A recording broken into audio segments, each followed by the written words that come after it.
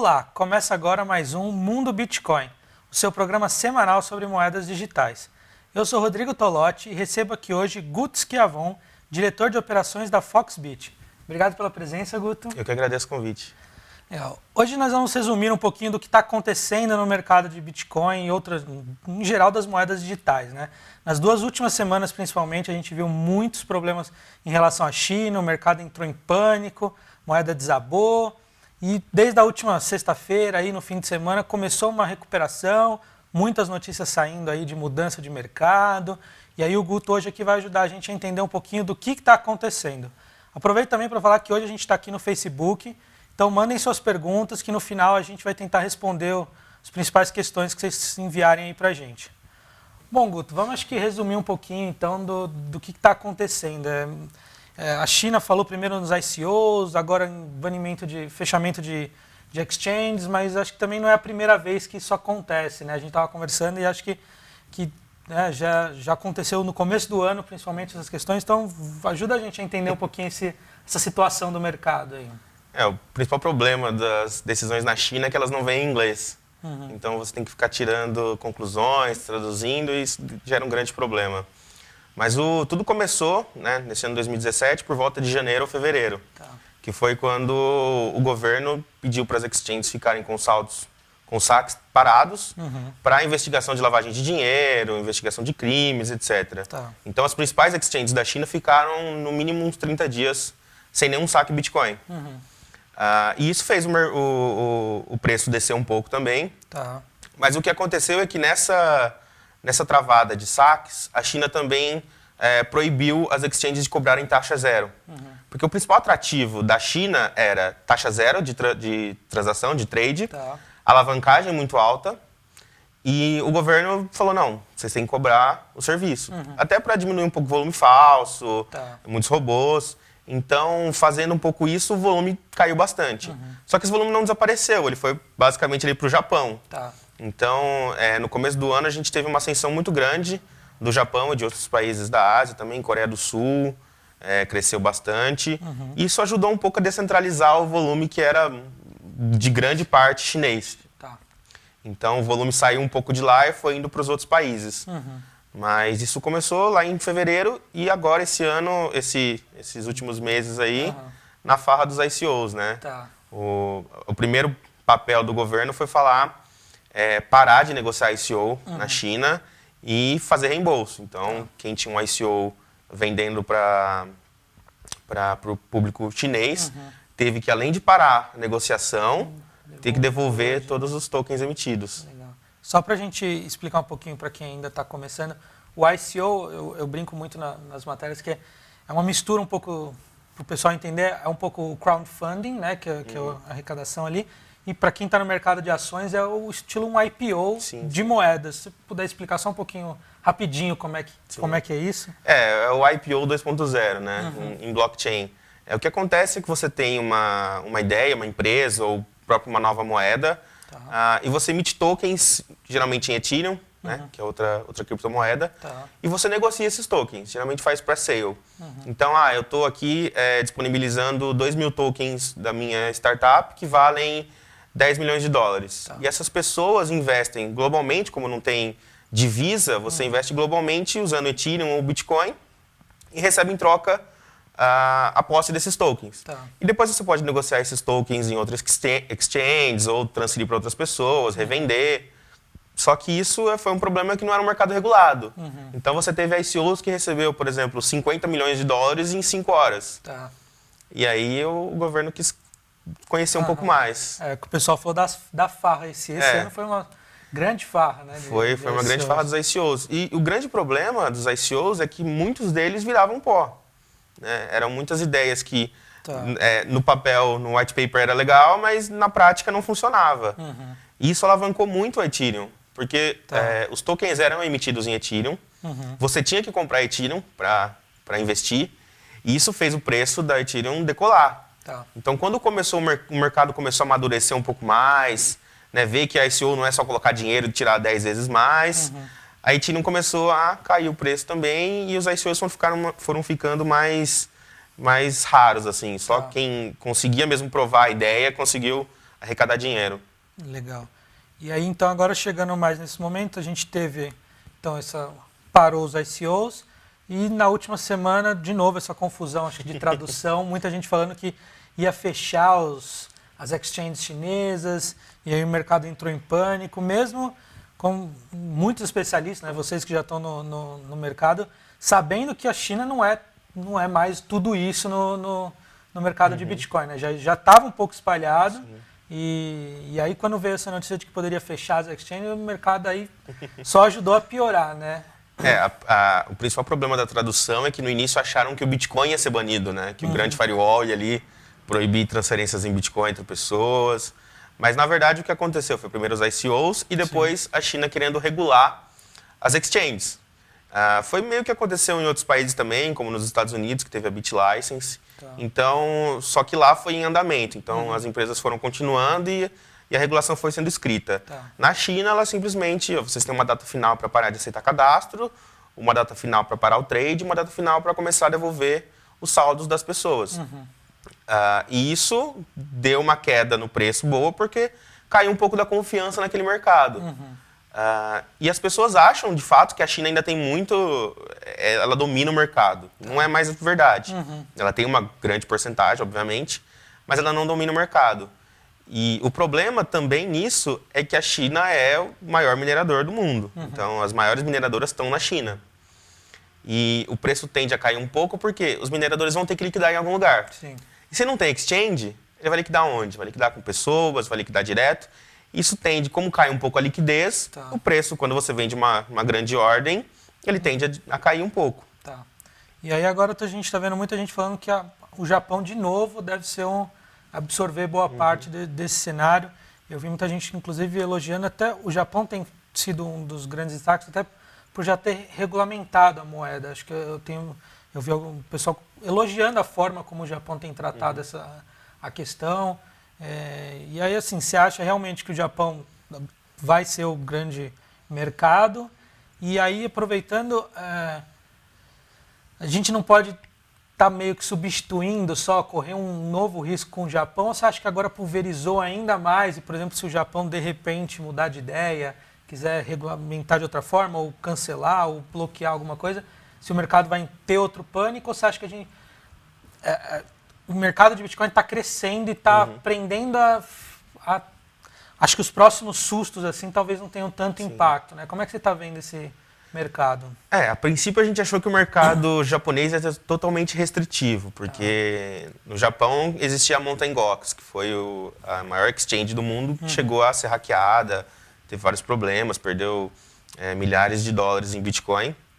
Então a gente achou que o mercado lá ia totalmente se fechar para proteger os cidadãos. Mas não foi isso que aconteceu. A regulação lá foi muito pró-mercado, muitas exchanges foram nascendo lá, e muitos investidores, tanto investidor de banco, como até banco mesmo, investindo em exchange. Então ele absorveu um pouco esse volume chinês. Mas eu acredito que essas decisões do governo de banir em determinados locais ajudam de fato a descentralizar, porque as pessoas não vamos colocar todo esse volume em outro lugar, porque esse governo também pode parar tudo e aí vai ficar esse mesmo problema. E, então, até o volume brasileiro também aumentou bastante, o volume americano aumentou bastante, e eu acho que isso é benéfico para a comunidade. Pode ser que no curto prazo, por preço, não. Quem comprou na alta vai ter um probleminha aí, mas para o mercado em si, eu acho muito bom que você pulveriza e você diminui os riscos de regulação restritiva. Legal. Do mercado. E tem outros países também que a gente pode destacar aí, tem o próprio Japão, Coreia do Sul, eu sei que tem um grande potencial. Eu vejo muito se falar da Rússia, que a Rússia também... Só que a Rússia não vai muito longe da China, né? Você nunca sabe direito o que está acontecendo lá, o que o governo quer, acho que também é meio arriscado. Mas tem outros países que vocês estão vendo aí se destacar, de realmente abraçar o mercado de criptomoedas? A Coreia do Sul, ela abraçou boa parte. Eu acho que durante alguns dias ou até meses ela foi uma das maiores exchanges do mundo, que chamava, acho que, BitHub. E o mercado ele pulverizou bastante nessa questão. A Rússia, ela tem um bom volume, mas não é nada muito significante. Tem até boatos que a Rússia vai lançar uma própria moeda dela, baseada em Ether. Mas eu acho que Coreia do Sul pegou um pouco, a China pegou outro pouco, continua ainda. A Austrália também estava com uma regulação em andamento muito boa para o mercado também, e tem um volume indo para lá. Mas não tem nenhum agora que está disparado como a China foi no começo do ano, que tinha 60%, 70% do mercado. Ele ainda só domina a mineração, por causa que na China você fecha o elo ali, você tem a fábrica de chips de um lado, você tem o galpão de mineração do outro, e você tem energia barata. Sim. Então, o problema de mineração ainda ele precisa ser descentralizado, ele é muito focado em China. Tá, legal. Mas de mercado ele está se regulando, indo um pouquinho para cada lado, para não ter mais problema de nenhum regime totalitário falar, não, ninguém mais negocia Bitcoin aqui. Legal. E aí, aproveitando, então, uma pergunta que a gente tem recebido praticamente toda semana, sempre surge aí novas moedas, o pessoal vive perguntando de moedas específicas, mas uma que tem sido recorrente é a tal LCFHC, que o pessoal tem falado que é a moeda digital da China, né, do governo chinês. Eu fui dar uma olhada, não entendi tão bem como é que funciona isso. Você vê ali que parece que tem promessas de que você faz um cadastro e vai ganhar dinheiro. Simples assim. Não sei como é que funciona, o que é isso, é golpe, é pirâmide, como é que a gente tem que tomar cuidado também com isso? No mercado de Bitcoin ele tem muito disso, né? Promessa de dinheiro fácil, cadastre e ganhe $1.000. Deixe seus bitcoins aqui, em 72 horas você vai ter 3 vezes. Dobre seus bitcoins em 30 dias. Isso não existe, não tem como você fazer isso com R$1, por exemplo, com dólar. E o Bitcoin ele vale dinheiro, ele vale quase $4.000. Então, é impossível você ter algo tão fácil assim de acontecer. E se a promessa é muito boa, o Santos tem que desconfiar, tem coisa errada, é golpe, é pirâmide. O mercado está cheio de pirâmide, usando mineração na nuvem, usando sites de investimento, que você coloca o seu Bitcoin e depois de 30 dias você tira o dobro. Isso não existe, isso é golpe, isso é pirâmide. Isso, no curto prazo, você pode ganhar dinheiro, mas no longo prazo você tende a perder, porque você sai de um e para o outro, e para o outro, e para o outro. E até mesmo a regulação, ela vê isso como ruim e ela vai tentar proteger os cidadãos, de fato, que o governo diz fazer, e vai ser restritivo. Então, com os golpes aparecendo muito, vai começar a aumentar o controle de compra, de venda. Para você ter uma ideia, uma startup de Bitcoin, você vai ter que ter uma série de regulações a passar. Então, até você chegar nisso, você já perdeu o time de mercado e sua startup nem nasceu. Então, não invista nesse tipo de mercado. Não existe dinheiro fácil. Você não vai ganhar $1.000 dando seu e-mail. Ia faltar dinheiro no mundo. Não coloque seus Bitcoins em sites que prometem o dobro em 24 horas, porque ia acabar o dinheiro, ia acabar os Bitcoins se isso acontecesse.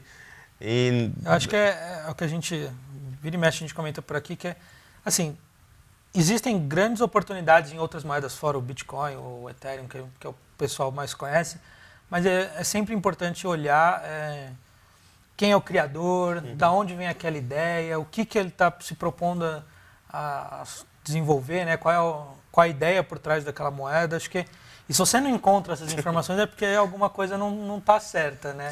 E acho que com esse boom que a gente tem no mercado também, o pessoal acha que é dinheiro fácil, ganhar... o Bitcoin disparou 50%, mas também desabou, sabe? É um mercado que tem que tomar muito cuidado, acho que o pessoal tem que ter isso muito em mente, né? E aí é uma situação perfeita para surgirem esses aproveitadores. Acho que esse negócio de ganhar dinheiro tem que fugir disso, né? Porque o Bitcoin ele é um investimento de alto risco, assim, e as outras criptomoedas mais risco ainda. Então você tem que ter uma análise mais fundamental para ver o que se propõe a fazer, quem é. E assim, se a moeda te promete retorno, ainda mais retorno fácil, você não está investindo no ativo. Você está investindo num esquema, num golpe que você vai perder depois. E isso acontece demais no mercado, ainda mais quando o Bitcoin tem o seu boom, assim, aparecem milhares de golpes, de esquemas, de mineração, mas até o Bitcoin subir seus 50%, ele já caiu 20%, caiu 15%. Então, e outra coisa, o Bitcoin ele não te dá retorno. Se assim, você tem um Bitcoin em janeiro, se você guardou ele até junho, você vai continuar tendo um Bitcoin. Você não vai ter 1,5, ele não vai te render. Não é igual uma ação que paga dividendos. Então, assim, o melhor investimento em Bitcoin é você comprar e guardar. E é guardar com você, não é guardar em sites, em empresas. Porque o Bitcoin só é seguro se ele está, de fato, sobre só a sua propriedade, Essa é a sobre ideia, só a sua chave privada, onde só você tem acesso. Exatamente. Se você deixa na mão de terceiros, você está dependendo da segurança do terceiro. E aproveitando que a gente está falando de moedas, outras moedas, no Brasil existe alguma moeda, né, o pessoal lançou moeda por aqui, eu vejo muita gente perguntando, mas com nomes diferentes, então fica difícil a gente ficar indo atrás de todas as moedas para responder aqui, mas existe alguma moeda lançada no Brasil, alguma moeda digital que vocês já estão de olho, já conhecem com mais, que sabem que não é realmente um esquema, alguma coisa, ou ainda no Brasil ainda não tem... Não, a gente não tem nenhuma iniciativa brasileira honesta de lançamento de moeda. Tem algumas moedas que ela tem mineração privada, o blockchain privado, exchange privado, você só compra num lugar mesmo. Também, né? Tem que tomar cuidado com isso. Tá.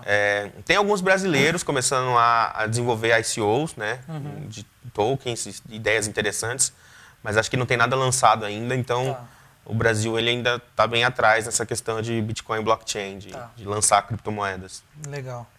Eu estou olhando aqui no Facebook, o Paulo Henrique, ele perguntou qual a possibilidade do governo barrar as exchanges no país. Não sei se ele está perguntando exatamente aqui no Brasil, mas eu acho que dá para a gente também levar para o resto do mundo. Assim, né? A gente fala isso muito da China. Primeira coisa que eu vejo o pessoal perguntar realmente é possível o governo simplesmente virar e falar... É que a China ela tem um governo diferente, né? Não é tão democrático como a gente conhece, assim. Então, assim, por exemplo, no Brasil, o governo pode simplesmente virar e falar que as exchanges estão proibidas e não tem mais como. Como é que fica pro lado de vocês? Seria horrível, mas horrível. Primeiro, se existe essa possibilidade, se o governo realmente tem esse poder para fazer isso, e se for possível, o que acontece com o investidor? Tipo, como é que você vê esse cenário? Eu não acredito que isso vá acontecer no Brasil, tanto porque o governo brasileiro está com audiências públicas para ouvir todo mundo e tirar as conclusões, então não tirar conclusão precipitada. Então tem várias empresas, como a Foxbit e outras, indo para Brasília, explicando o conceito, explicando que exchange de Bitcoin não é terra sem lei, ninguém aqui chega com maleta comprando Bitcoin. Você tem todo um processo, você tem todo um cadastro, dinheiro tem que ser só transferência bancária, você tem que ter, por exemplo, imposto de renda que dê vazão àquele dinheiro. Então, dinheiro B não entra em exchange de Bitcoin, pelo menos no Brasil, as que eu conheço. Então, acho que esse risco de acontecer no Brasil é muito baixo. Tá. Obviamente, nos próximos anos, devemos ter alguma regulação.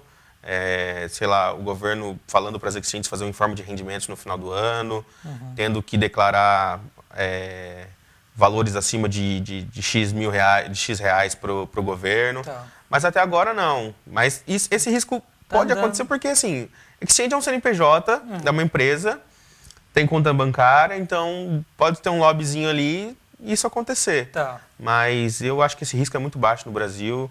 Então, se os investidores quiserem sacar todo o seu saldo em real, em Bitcoin, acho que todo mundo tem os fundos para resgate. Tá. E aí, no caso, é hipotético, se isso realmente acontecer, o investidor simplesmente ele pode migrar para uma exchange de fora também. Acho que já sai um pouco do poder do governo realmente proibir alguém de comprar, de ter bitcoins, porque aí a gente tem as wallets e as exchanges fora do país que acabam atuando aqui. Então, aí sai um pouco, acho que, da alçada do governo. Acho que é meio essa a ideia, né? Acho que qualquer país, tirando, de novo, a China, que aí o governo acaba regulando até o que você acessa na internet. Até o grande firewall. Mas acho que em outros países, mesmo se o governo decidir que não pode existir as exchanges, quem quiser ainda tem a possibilidade de continuar investindo, né? Acho que o pessoal tem que ficar de olho nisso. Isso. Eu até acho que isso não vai acontecer com o governo, porque ele perde o controle que ele tem, e é o que ele gosta de ter, controle. Então, eu acredito que ele banir, as pessoas vão achar outros meios, né? Se banir uma exchange, provavelmente a exchange vai ser obrigada a devolver o saldo de todo mundo, e pegando aquele saldo, você compra fora do país, você manda para uma exchange de altcoins, você negocia direto com outra pessoa, que acontece muito. Então, o governo vai perder todo o controle dele, ele não vai saber, de fato, quem está negociando, quem são as empresas que negociam o Bitcoin. Sim. Então, eu acho que o governo barrar alguma coisa, no papel é fácil, mas na prática dificilmente não existe tantas pessoas para vigiarem Sim. a quantidade de brasileiros que existem. Então, eu acho que isso não vai ocorrer. O pessoal aqui continua perguntando de muitas moedas específicas. E aí estão perguntando muito de CryptaCoin. Essa eu não conheço. O pessoal perguntando se é pirâmide. Você já ouviu falar nessa? Já ouvi falar, e novamente meu recado. Se tem blockchain privado, se tem mineração privada, se você só consegue comprar em um lugar, foge. Tá. Assim, Bitcoin você consegue comprar em denésimas Qualquer lugar. exchanges. Você consegue minerar na sua casa, obviamente isso não dá retorno, mas você consegue ver o processo. Você tem todo um blockchain aberto. E já moedas que são privadas, dificilmente são honestas. Então, na dúvida, desconfie. Nesse mercado, assim, como não existe chargeback, não tem como o dinheiro voltar para você se você mandou Bitcoin, na dúvida, não faça. Tá. Né? É melhor ter cautela e manter o dinheiro. Sim. Acho que o pessoal tem que tomar cuidado exatamente com isso. Acho que o mais importante é olhar para o que você comentou de você só consegue comprar em um lugar, né? Acho que isso é muito privado ali, não porque não assim, tá muito certo. A ideia do negócio é ser descentralizado. Não faz sentido você ser obrigado a comprar em um lugar. Então, não existe outra exchange. Sim. E não existe como você minerar. Então,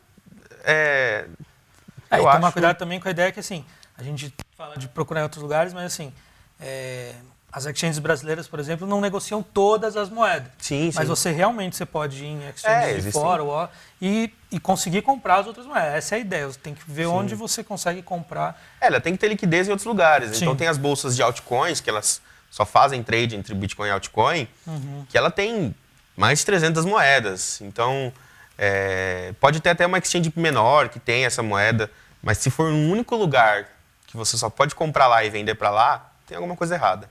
Sim. Olha, daria para fazer um programa inteiro só. Pessoal aqui perguntando de MMM, Miner World. Teve agora que a pergunta já passou, já perdi, mas perguntaram se o Ether é a moeda do momento.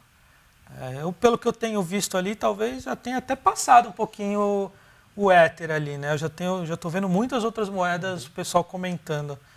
Foi o tema, a gente comentou na semana passada, né, no programa aqui, mas como é que você está vendo? Você acha que...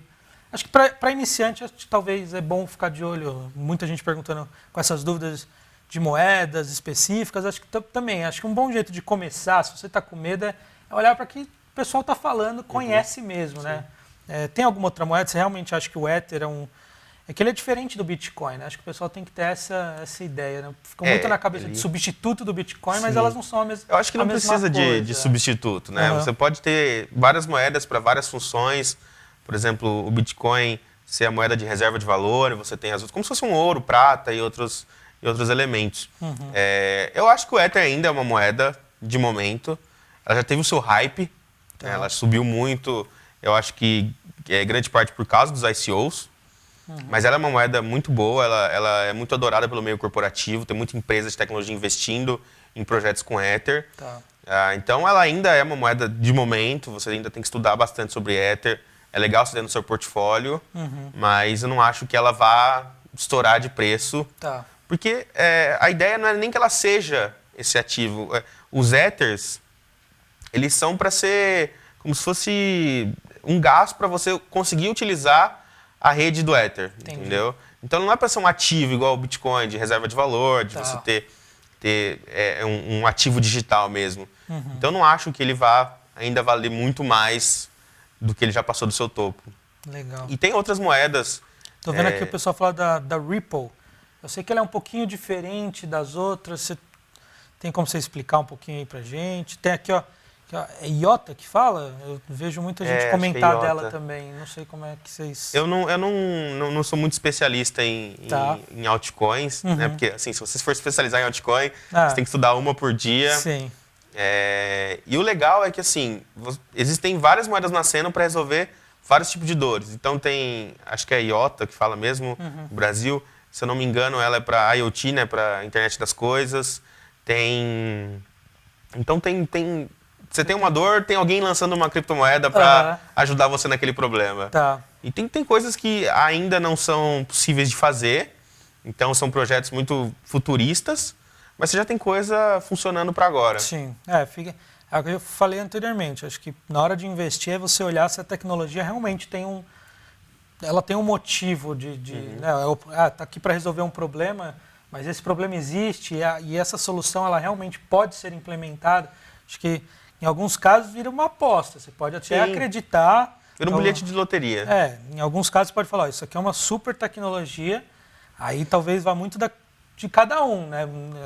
A gente vai sempre recomendar não pôr muito dinheiro, mas se você realmente acha que aquilo pode ser a tecnologia do futuro, por você talvez valha a pena investir um pouquinho ali. A questão é você ter aquela certeza de que quem está por trás dessa moeda são pessoas legais, que sabem o que estão fazendo, para também não cair na pirâmide que a gente está tanto comentando aqui, né? Bom, o pessoal querendo saber, eu não sei, acho que vocês não fazem muita análise de preço. O pessoal realmente preocupado com a questão do preço. Acho que, então, para a gente finalizar, voltando até o que a gente estava tratando da China, acho que é muito importante o pessoal ter em mente essa questão de que não existe um só mercado. Acho que essa ideia surgiu por conta disso tudo, é um mercado completamente descentralizado. Que, tudo bem, teve a China como um grande foco e agora está aprendendo a ficar ainda mais descentralizado e não depender de um país para resolver essas questões. Acho que veio a turbulência, acho que novas turbulências vão vir, acho que os especialistas estão comentando muito, é que não adianta você entrar nesse mercado achando que é alta para sempre, né? Sim. E grandes turbulências vão vir, é inevitável, assim. Acho que o pessoal tem que ter isso em mente. Não sei como é que você, só para a gente finalizar, como é que você está vendo, então, em geral, os próximos passos, o mercado da Bitcoin e das outras moedas agora? Eu acho que o Bitcoin deu uma boa queda. Algumas pessoas falam que foi até Black Friday, né, para os investidores de Bitcoin, conseguir comprar mais barato. Eu não acho que ele tenha um piso tão diferente de $3.500, mas isso não é investimento, cada um tem que ter a sua. Mas eu vejo um futuro muito bom para o Bitcoin, eu acho que ele ainda vai valer muito. Invisto dinheiro nisso também. E eu acho que é isso que você falou, o mercado tem que se descentralizar, não tem que ficar tudo num polo só, porque isso é uma fraqueza.